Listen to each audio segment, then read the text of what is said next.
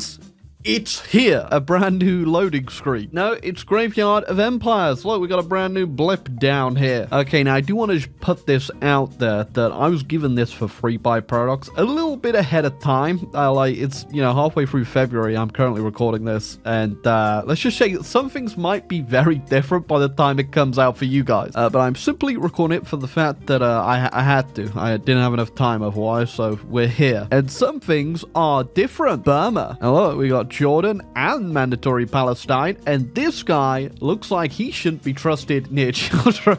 Still no Egypt over there though, I see. Oh, look at that, we also got the British Raj over in Yemen now. That's actually historically accurate. Tips Fedora. Okay, now there are a lot of new paths, a lot of new focus trees I gotta look at here. Now officially Afghanistan, Iran and Iraq all have focus trees to play with, and like I said, some things might be different by the time you guys get your hand on it. Like there's a few icons not in and probably a few bugs that I'm probably gonna have to squash, but we're gonna start off as the British Raj. Now there are a couple paths I do want to do as a British Raj, but obviously we're gonna break that up. We're not gonna do all in one video because that would be crazy. So we're just gonna go in, we're gonna pick one path to do it, and I think I'm gonna pick the one everyone seems to be talking about at the moment, at the current time, in the current year, at the current second, the East India Company. Now there's a lot of meme paths in this little India tree, as you may have heard or may not have heard about around the time of its announcement. Let's just say some of them got some people upset. Now I also really want to do the Gandhi path because there's a secret path that got found out incredibly quickly and isn't too hard to do, but no, we'll save that for another video. Instead, India time. East India to keep me company. Now I'm going to preface this like I always do. This is my first official game in the DLC. I haven't done any testing, haven't looked at anything bar the map, and I am ready to go. Oh wait, did they sneak in a secret Burma focus tree? Gosh darn it. You know, technically if I was a madman, this is a brand new nation.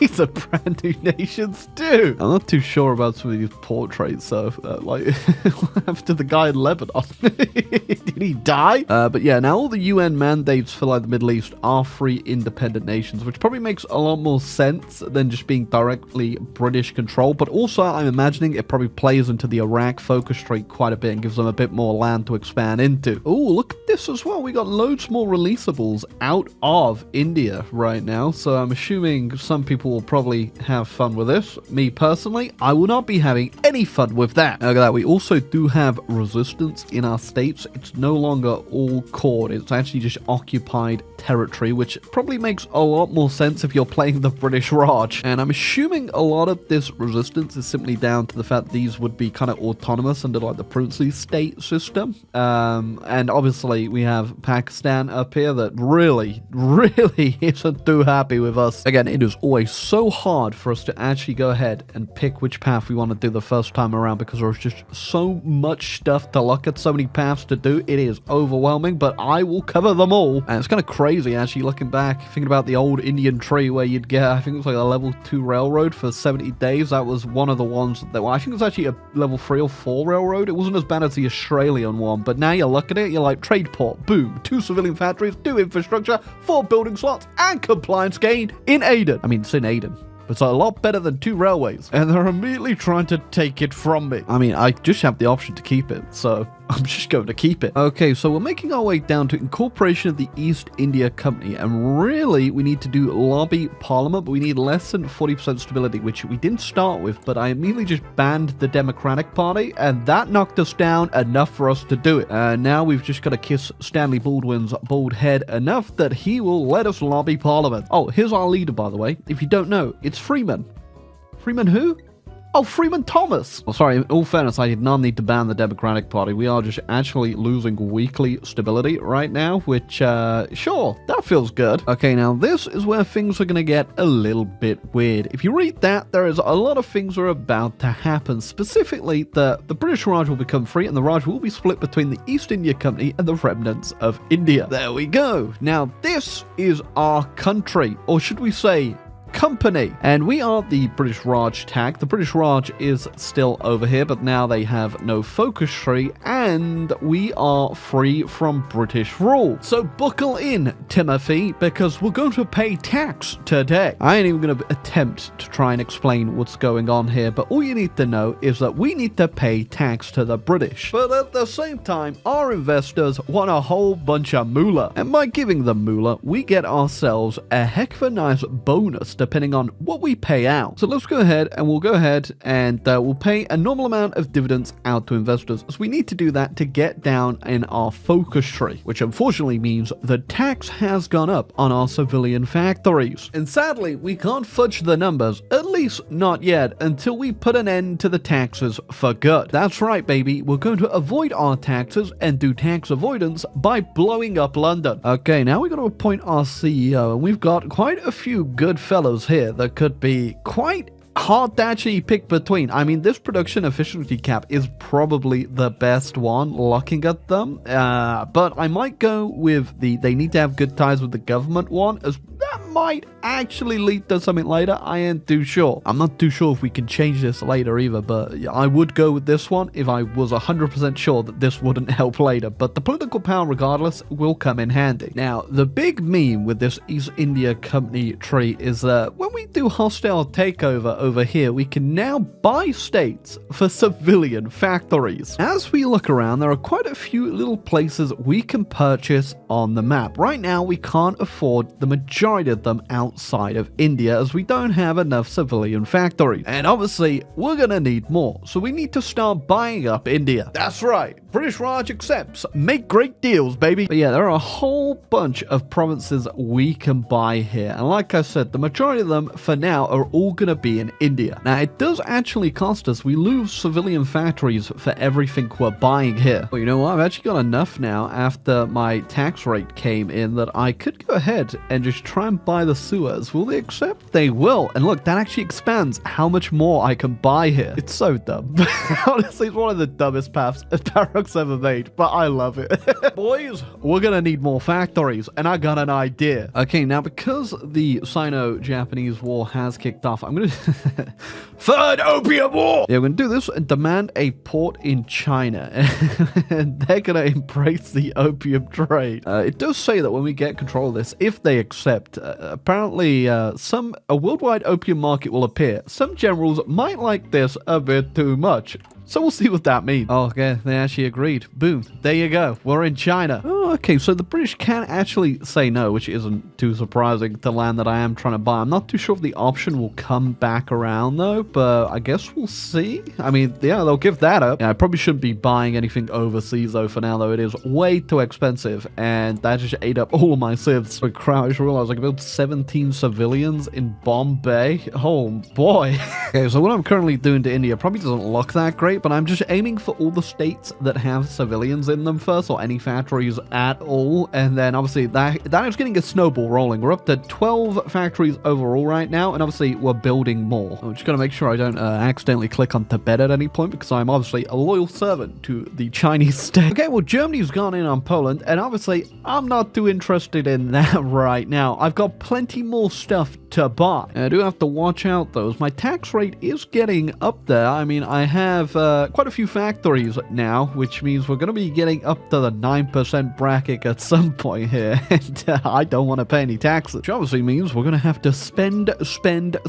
Okay, now when we get the Raj under 5 states, we can just do this focus right here and annex the rest of them into us, which I need to keep an eye on, obviously, because I don't want to buy any more than I need. I do wish we could just spam this. This does feel like it takes a little bit long for the debuff of buying something to go away, especially on India. I can get it overseas, but yeah, we gotta wait a long time, and the British Raj still got like 13 states left. Great news, fellas. I've become Jeff Bezos. Okay, so I am releasing the princely states out of me for the simple fact we get this cool little thing over here. They get themselves a couple little bonuses, and their autonomy will go down over time, and the AI will be more likely to actually do all of their focuses to do and build industry. And on top of that, every subject that is on the Indian subcontinent and will receive 1 civilian factory and 3 building slots, which is good, and that applies to every every nation after the focus we do. So even though I just release these guys, they get that extra civilian and building slot. So it makes your states even better. And of course, the AI will be way more likely now to go down all their industry paths in their focus tree. Oh wait, I could actually do able tax avoidance too. Say I've gone up in my bracket here and I'm only at -6. I could just funnel my industry over to my puppets and hide it in their land. There you go, just knock myself back down to -21% right there. Enjoy the factories, boys. Obviously, this does pay off a lot more for us because we will still get those factories, at least a portion of them, from our puppets, but also at the same time we'll be in that lower tax bracket, which means more factories to build with. Okay, we've got enough now to continue our focus tree down here and annex the rest of the Raj, which means I'm now free to go spend a lot of these civilians, and I have a lot of civilians just hanging about now on land overseas. Yeah, Germans really ain't doing too well this game around, though. Maybe I should go buy Bornholm. Oh, well, Denmark said no. I'll remember that one, buddy. Okay, we got a couple of war goals over here on Nepal and Bhutan and Tibet, but I don't think I can actually take them. I don't have any good army at all, and I don't even have artillery, which, yeah, it's not too great. I guess we could try and, like, Zerg rush through the mountains here and give it a go. Yeah, if you're asking me what I'm currently buying, I'm making a giant line on the coast of Africa currently. Well, Nepal was very fun. Would recommend definitely running into a mountain, freezing to death, and dying. Anyway, it was so much fun. Let's do it again. I need everyone in China to briefly look away from the screen. Oh, damn, I got all the way over to here, Kenya, where unfortunately the British have finally put an end to my great line in Africa. Yeah, our country is looking a bit like a blob. The tax situation, it's getting a bit harder to control because obviously we just keep getting more and more land with more and more factories, and I'm funneling it away to my private little offshore bank accounts as best I can, but it's still getting up. Spires because of the way Afghanistan has said no to certain offers for land buys.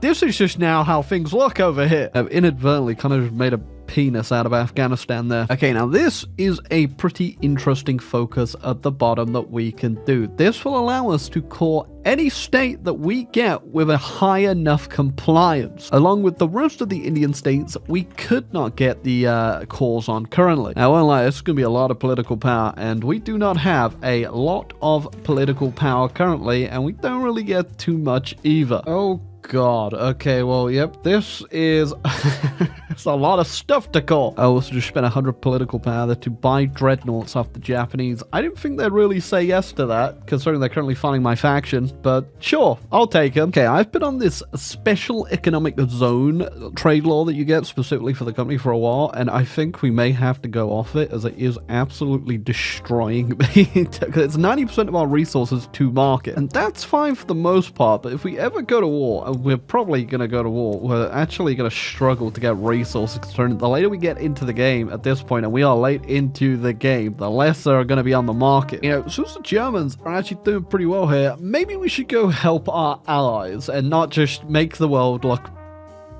a little bit border-gory. Funny, because you can just buy land off countries that are currently at war as well. So that must be very confusing for all those Japanese troops that have been told they've got to leave now because we are under new management. All right, though, we definitely got to put together an army at this point and go have some fun. We got to go take down the Germans. It's bad for business, all this war. It's actually pretty damn good for business. Oh, I just found out what that little opium den thing that spawned has accomplished on us. Oh, yeah, my generals are... They're chasing the dragon. I know, we're gonna rename these guys to the company goon squad. You know, when I say goon squad, I don't mean like you people mean it nowadays. I mean like, hey boss! Well, I ain't too sure how effective this army is gonna be, considering we're pretty high on our own supply currently. So I'm just hoping the air force I'm putting together, well, they're, you know, they're already high up in the sky enough, right? Oh, well, that's most certainly not too good right there. The Soviets are no more. I know I said I was gonna go help and send the company goons out, but at the same time there's a lot of German land for sale I've noticed over here. Yeah, actually, you know, okay, we are going to join the war, okay, but not just yet. Can I just release the Soviets now and just bring them back? I can. Boom, look at that. I mean, it don't look great, but look at that. Found out it's actually more cost effective to encircle units now. Instead of using units to encircle units, why not just use money to encircle units? Because for whatever reason, the German AI does not give a damn what it's willing to sell. So I've just got my little zoo for German people over here in Central Asia currently. There's no real checks on this, and I'm assuming that AI just sees money, money, money. So there you go. I just encircled all of Iran. I mean,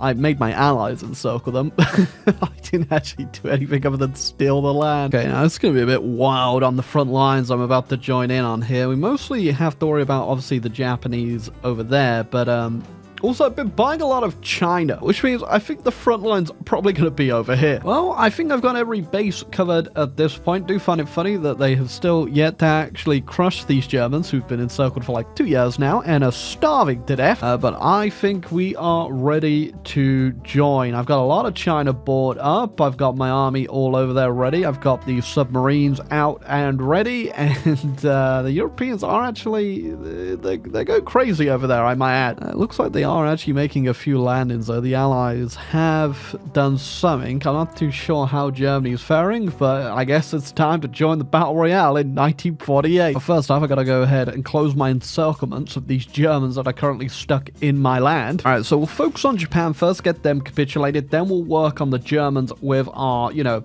quote-unquote allies. They were my real allies. They would have never stopped the Great Indian train down to South Africa. Oh, that's a bit dumb. Just found out a really easy way to advance the line by buying it. Okay, it landed in Japan, no problem. Was pushing up there, but thought it was kind of pointless realistically. I'm going to look at the war participation right now. We are up to 2%. So yeah, might as well just finish this quickly. Nice. I mean, that is incredibly cursed looking at what I actually own now on the map, but cool. Just got myself all the way over to Europe. The UK kicked me out of the faction because apparently I've generated world tension now, which is thanks, Winston. Just absolutely wonderful. And we're going to try for a landing here. I don't think it's going to be too difficult considering the AI has already kind of stole my thunder there a little bit, and I've got my air up already doing some damage. There you go. That wasn't too difficult at all. If I can do it, and I'm hopped up on God knows how much amount of opium, why can't you, Britain? Also, I guess we're late enough in the game where I could just go ahead and throw one of these on Berlin. Yep. That's right, this nuclear-armed tea company is packing some heat. Sorry, but your subscription to the Ring doorbell service has bounced. As such, we're deploying a tactical nuclear bomb on you. Oh, well, there you go, they capitulated. I also love, after Germany capitulated, I bought a province from them because, yep, they are still willing to sell. So I just, you know, already hold ban over. Okay, now that is why I bought and released Russia as a puppet. Look at that. Not only did I give them loads of land for cheap as well, because I'm in the same fashion as the Allies, they also gave them all their cores back, which I did forget about Mongolia though, so I guess that's just where he lives now. Alright, I mean 1951, the East India Company is definitely no longer really in the East, unless you just keep going this way. And then technically it's in the east, I guess. Now, it was definitely a very memey path. Not one that I think I'll probably ever do again. This is definitely a one-time type deal for me. Obviously, it's a pretty interesting gimmick of a nation and can be super damn powerful. But of course, with all the horrendous debuffs you get, I didn't actually think the tag system was bad at all. This really doesn't hinder you that much. But just the sheer amount of political power and having to wait around to buy all the states is obviously, there's a trade-off in getting all this land for free. But once you get rid of like a lot of the debuffs and the special trade laws and economy laws, which are all right at the start, but once you really need to get that PP later on, it does hurt you so badly. It's still a very interesting nation, and you can be very strong. Obviously, I never did the whole put an end to the taxes for good thing. It probably wouldn't be too hard. You only have to control London. You don't actually have to capitulate the entire Allies. So if there's like an achievement for that, I haven't actually checked.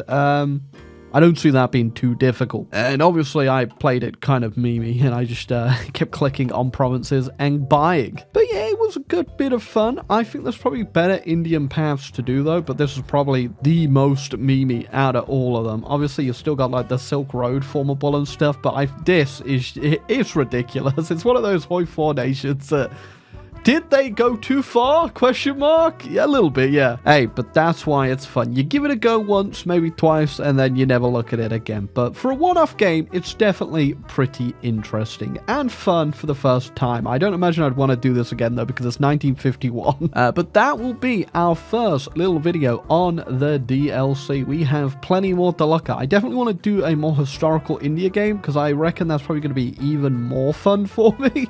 And I know there is like a secret path, and I'm sure there's loads of secret paths actually, if you think about it, given their past history. But for now, that is all. Let me know what you think of the DLC, and if you liked what you saw, what you think needs to be changed, if it's worth buying. And so far, yeah, that was pretty fun, but I'm going to wait until I've played every nation to really get my thoughts down. But I hope you enjoyed the video.